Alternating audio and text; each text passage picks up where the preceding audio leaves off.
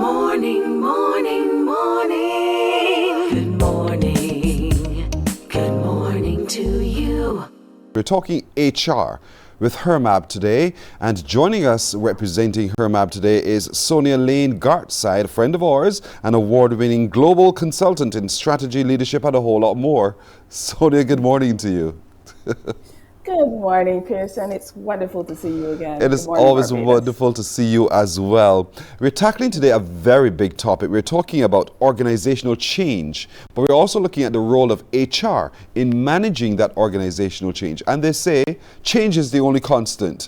And some people will probably say, but you know, when I set up my business, I set it up in this way for that singular purpose. Why do I need to change? And what do you say to that? Well, do you want to survive?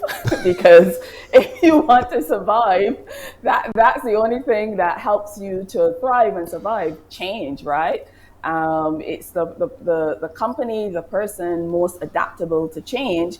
That is the one that is going to thrive and survive in the future. So I don't think that, we need to make a long pitch there. That's basically it. Yeah. And you change because circumstances, the environment changes as well. And people's expectations of you will change too. And if you stay nimble, you succeed. If you stay like a rock in sand, you're going to find failure and doom. And so approaching the mission of the organization is no doubt going to be critical, because the organization's mission also has to change to meet the times. And so let's talk a little bit about organizational change and what are some of the challenges. I know the obvious result, but what are some of the challenges to organizational change as you see it? Well, change is difficult. And generally, we like to say people want things to get better, but they don't want to do anything different. And so people generally don't like change, particularly change that they don't have any control over. And so when it comes to organizations, they face two main challenges. Number one is resistance, where people are not aware, they don't support the change. And so they do things both consciously and unconsciously to resist the change. And I'm sure lots of people have heard the term where 70% of organizational change efforts fail. And that's generally a lot because of that number one reason, resistance. People don't understand it, people doubt it, people get fearful and they resist. And then of course, the second one is change fatigue, because again, in order to thrive, you have to pivot, you have to adapt. And so people in organizations get tired. They're like, we're constantly changing. Nothing seems to be changing except the fact that we're supposed to be changing. And so those are the two major challenges when you go into organizations. You usually find that they're battling in order to enact an initiative or project. And the reason you can say so positive is because you understand the nuances of the change, the fact that you're the storming, the norming, performing, blah, blah, blah. And so, Exactly. but it's difficult when you are part of that process and you don't quite understand what it is that you're trying to achieve. And as you said, sometimes the fatigue sets in. It's like, oh my goodness, again? Why are we doing this again? Was it that the past change was a failure? Or was it that we're trying to simply improve upon? So how can HR help employees and also perhaps managers and directors handle that change? Yeah, so HR is the one that really provides the support systems and the trainings to help employees deal with change. And the first one is obviously communication, because you really want to help employees to understand why we are changing so that they can get on board and desire it. They can participate and engage in it. And so if you have series of changes, for example, you want to explore and explain why we've gone from one to the other. And so one of the key things that we want HR needs to help employees understand is there's a reason why we're changing. We're not just doing it to make you miserable. Another thing that HR needs to ensure is that they're helping people to understand what the impact of the change is, right? When you're changing something, there's an impact on the different employee groups. And so HR is the one that really helps to go out there and say, hey, this is how this is going to impact X group. And in order to ensure that we don't have resistance, let's address what their main concerns would be, and let's put in place something that will help them to welcome the change. and not fear it and say, no, I'm not with this. And people don't always tell you that overtly, but unconsciously and suddenly they tell you, we're not down with this change. You're quite right on that score for sure. But sometimes we think that HR officers are built of bored. They're so with it, and you can't understand sometimes the emotions that HR practitioners also have about the change. So I want you to share some advice for those HR practitioners now who are responsible for communicating that message to get the buy-in from the staff, but at the same time they're managing their own emotions about the change too. Yes, I always like to say that I'm a change manager, and I totally get it because I hate change.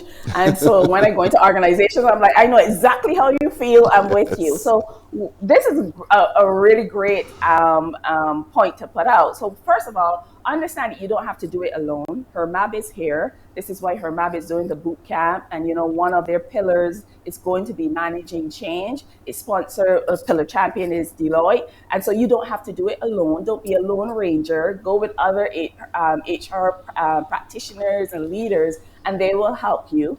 Number two, you have to process and manage the change yourself first before you can help other people do it. And so that's where we say there are three major questions we ask. What's the purpose of this change? What would be the change that what would be the impact on me? How will I process it? And you do that to yourself first, and then you can be able to help other people. So those are my two major recommendations for HR practitioners. And it's so important that they pay attention to themselves, because you are absolutely right. They pay attention to everyone, and then they have nothing to give. Their cup is empty. Exactly. I mean, we see it on the airplanes all the time. In the event of a loss of cabin pressure, this will drop. Apply it to yourself first before you apply it to someone else. And that principle also applies in everything we do. Care for oneself so that you can better care for others as well.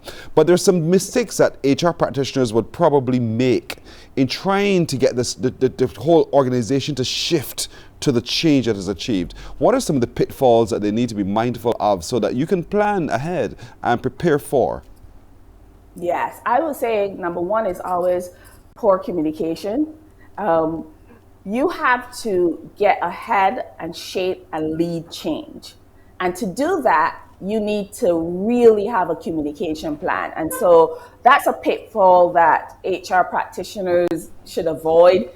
Be engaged. There's no such thing when there's a change as over communication. You cannot communicate too much, because it's essential. We like to say in change management that for an employee to hear something and really hear it, you need to say it 7 times in different ways. So you must over communicate.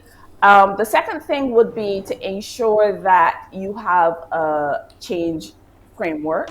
So a change framework, for example, I use ProSci, certified in ProSci, enables you to ensure that you're doing it in a systematic way and that you're not leaving things out. So a framework is essential. And then the third, probably the most important, is the sponsorship of leaders. You have to get leaders on board. We know that in change, the senior leaders are important for sponsoring, but if you really want the change to be implemented and to stick, middle managers are the key. And so they need to be provided with systems, training support to do that. So if you fail to do any one of those three, then you're falling into a trap that I believe is easily avoided. Change is hard by itself. Yes. So you don't really want to fall into the easily avoided traps that set you back. The other thing is to avoid the perception by those who are going to be a part of the change that it is just mere words. One, you're going to get that person who says, been there before, done that, you're going to change in the next 2 years anyhow, so why do I have to even bother myself, exerting myself to make the change that you want me to make now? Or you say we should change, but look, you're letting that side get away with. So how do we deal with that, and how seriously should we take that when we are implementing organizational change? Oh, you should take that very seriously, because that's the real work. That's why we're doing the communication, to build the awareness for change, because people very much will say and point out to you. And if you don't take that seriously and if you don't address it, and when I say address it, it means don't dismiss it. Don't say, oh, that's not important, you don't know what you're thinking, but actually say, hey, when we consider this, I can see how you come to that conclusion, and here's how and why it will not be affect us this way. And so that change fatigue, where every 5 minutes you come in a rush and a hurry and say, if we don't change, we'll never survive. And then nothing happens.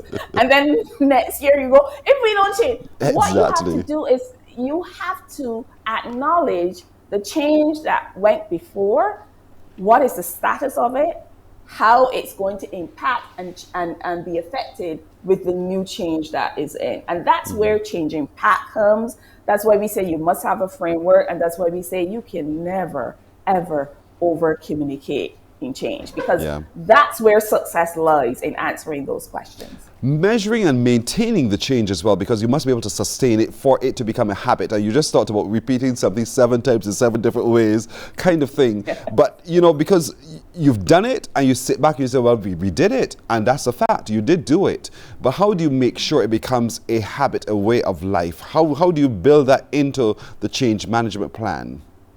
Oh, such a great question, because people do workarounds. You build a system, you train people on the system, and then you come back, you look away for 1 minute, come back, and you find that they have built a workaround where they have prioritized their comfort zone. And so it's really it's important in reinforcement that you have coaching, that you have training, that you have follow-up. And so when you have a great system, reinforcement is a concept that you really spend time on. After you implement the change, you don't go, break sigh of relief, it's over. You realize now is the time to redouble my efforts to ensure that people truly understand it. There are not people out there who are still confused, but they don't want to admit it because they look around and people look like they know what's going on, and I don't want to be the one to raise my hand. So you make it easy for people to say, hey, yeah, I can use some coaching on this. Yeah, I can use some additional training or communication. So a reinforcement stage, that last stage, as you rightly pointed out, is so important.